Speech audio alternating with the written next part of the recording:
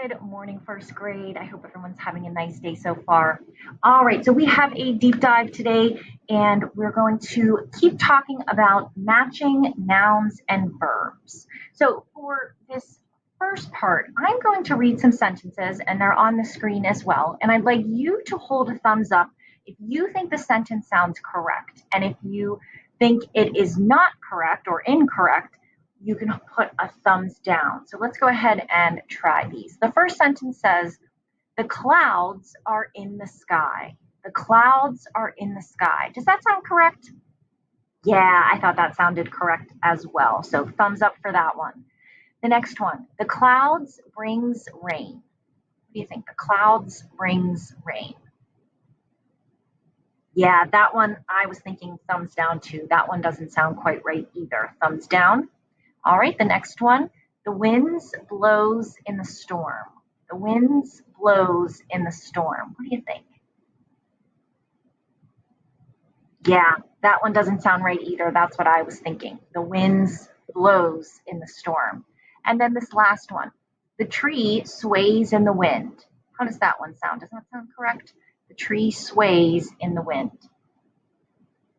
Yeah, I thought that one was correct too.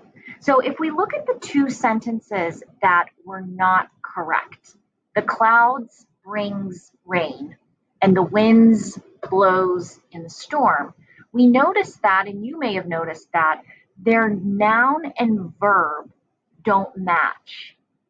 So if you remember from our last deep dive about this, we learned how that if a noun is singular, which means that it's just one. So the cloud or a cloud, that would be just one. If it is singular, then the verb has an S at the end. But then we learned if the noun, like cloud, is plural, which means more than one, and that would be clouds, so any amount more than one, then the verb does not have an S at the end of it. Okay, so that's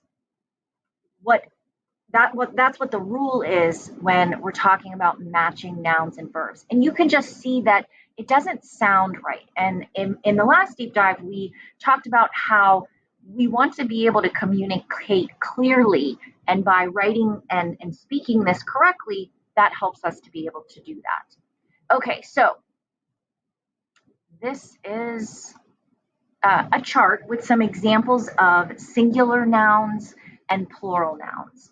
Most of the time, with many nouns, not all, but many nouns, we would add an S, and sometimes, depending on the spelling, we would add an ES to make a singular noun plural. So just some examples, here's cloud, it would become clouds to be more than one. Wind, winds. Breeze changes to breezes. Storm changes to storms. Balloon changes to balloons. And tree changes to trees. So the main word, what we call the root word, like tree, is the same. We've just added that S. So when we're reading, we just add that sound. And then we know that that means it is going from a singular noun, meaning just one tree, to a plural noun, meaning more than one. You know, there are 5 trees, there are 100 trees. It can be any amount more than one. And we do that by adding an S. Okay, so that's the first part of the matching noun and verb rule. The next part is the verb.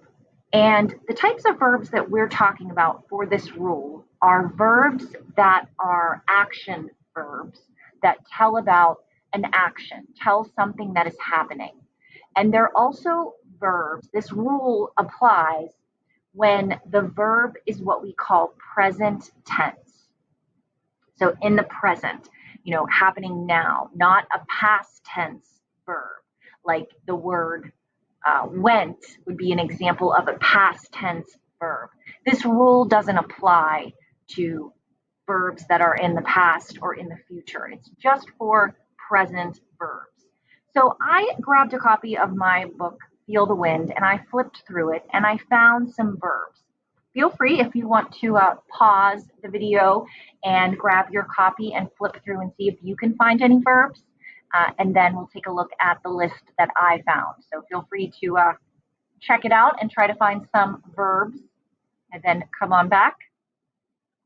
Okay, so while you were checking, if you went and checked in your book for some verbs, I took a moment to type up some of the verbs that I found in the text. So I see blow, that one was mentioned quite a bit. Flap, right? Blow, of course, since we're talking about wind, flap. I also saw it written as flapping. So a lot of times there can be, flap could also be written as flaps with an S or flapping with an ing, or we could even add flapped, ed. It's all the same root word. That's what we call that, the root word. It just has different endings that, as we have learned, just change the meaning just slightly. But anyways, these are all present tense action verbs. So blow, flap, bring, strike was another verb I saw, rise, change, and move. Did you find any of these verbs in the text? Yeah, great. All right, excellent. So now let's just practice completing some sentences using some of the verbs from the book.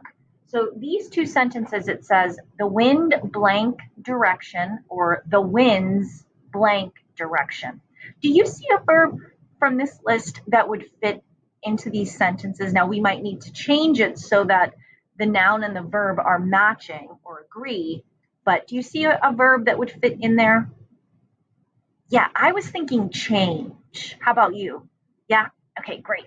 So the wind change direction. Does that sound right? What do we need to do to the word change to make this match wind, which is a singular noun? Yeah, we would add an S to the end of it. So the wind changes direction. That sounds right. Right? Correct? And then the second sentence, the wind's blank direction. Yeah, we could just keep the word change the way it is. The winds change direction. And that would correctly complete that sentence. So for your seesaw activity today, let me just show you quickly. You can use your pen tool to read the sentences and then circle the correct verb for each sentence. So I'll just read these quickly and I'll read the two choices, and then when you do the activity, you would circle the one that would correctly fill in the sentence. So hot air rise or rises, clouds bring or brings rain, the cloud bring or brings rain, and the tree bend or bends in the wind. All right, so you will use the pen, circle the correct verb in each sentence, and then hit the check to submit. All right, so great job, and we will keep talking about this and working on it, but let me know if you have any questions, and I'll see everybody soon. Thank you so much.